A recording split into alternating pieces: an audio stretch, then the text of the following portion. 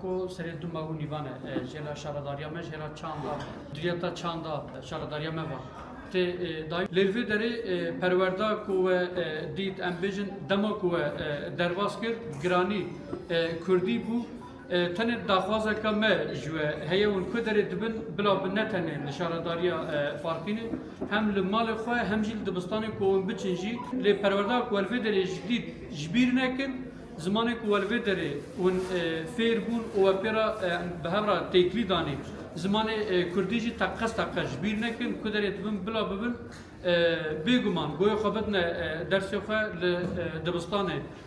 em bêjin dersê xwe çê bikin ödevê xwe çê bikin lê teqes Kurdî jibîra nekin bi dayîkê xwe bavê xwe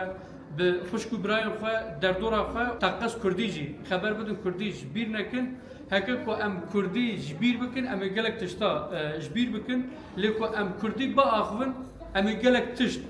fêr bibin û çanda xwe em ê bidine jiyandin bi van gotina ez jî cereke din dibistanan de ji we hemiya ra serketinê dixwazim û spasiyekê jî ji müdîriyeta me çandê ra dikim ku hemû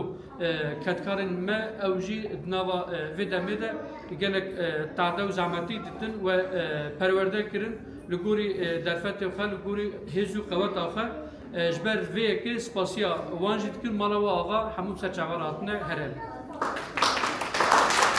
Daxwaziya min jî ev e ku jiyana we azad bimeşe ji navê ve em bêjin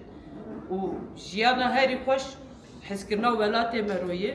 û xwepişkirina welatê me royê û xwedî derketina welatê me royê ez êvî dikim hûnê ji navê ve wek em bêjin xwedî derketina welatê xwe jî bikin hezkirina wê jî bikin hezkirina ku hûn bikin ew welatê me jî pê mezin bibe hêviyê me ji we zêdeyê û em bawer dikin ki hûnê jî van hêviyê me bînin cî kêmasiyê me çê bibe em ser şaredariyê afiya xwe ji me dixwazin lêborîna xwe ji me dixwazin dibe ku me tam bi dilxwazî ciyê ku derfet ew kir me nîşanî we neda derfetê me têrê nekirin ji bo ro serî dî ji malbatê we jî ji me jî em lêborîna xwe dixwazin lê em bê sozê dedin ku pêşerojê dijî çi ji destê me bê ji bo zarokê farqînê em ê bikin û bînin cî em jî spasiyê xwe ji müdîriyeta xwe û ji heme hevalê xebatkar bi vê kedê dan ez jî spasiyê xwe dikim û ev bêjim ji bo hatina we keda we saxbi ez vê îsal jî serketinarî me jî ji we dixwazim ez bawer dikim dibistan biqede binê